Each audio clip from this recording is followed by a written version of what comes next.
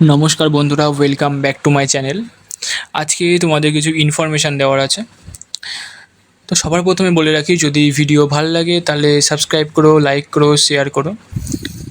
এবার আসি যে আমাদের স্টেটের সব এক্সামগুলো যাতে নিয়োগ স্বচ্ছভাবে হয়, তাই জন্য আমাদের মুখ্যমন্ত্রী নতুন একটা অ্যানাউন্সমেন্ট করেছে, যেখানে তিনি বলেছেন যে স্টেটে যেসব এক্সামগুলোর ইন্টারভিউ হয় সেই ইন্টারভিউয়ের নাম্বারটা কমানো উচিত বা ন্যূনতম রাখা উচিত। এরপর থেকে তোমাদের স্টেটে যেসব এক্সামগুলো তোমার ইন্টারভিউ আছে সেসব ইন্টারভিউগুলোর নাম্বার থাকলেও কম থাকবে, আর না হলে তুলে দেবে। এবার থেকে বলা যেতে পারে যে পরে তোমার ডাব্লিউপির ভ্যাকেন্সি বা কেপির ভ্যাকেন্সি বা ডাব্লিউপি এসআই বা অন্য যে সমস্ত পরীক্ষায় তোমার ইন্টারভিউ আছে সেসব ইন্টারভিউয়ের ওয়েটেজ খুবই কম থাকবে, বা তোমার ইন্টারভিউ একদম তুলেও দিতে পারে।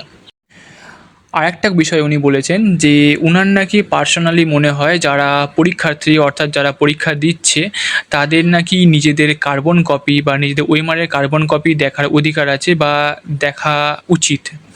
তাই এবার থেকে মনে হয় তোমরা স্টেটের যে কোনো পরীক্ষায় দাও না কেন, তোমাদের কার্বন কপিগুলো ওয়েবসাইটে আপলোড দেওয়া হবে, অর্থাৎ তোমরা নিজেরা নিজেদের কার্বন কপিগুলো দেখতে পাবে।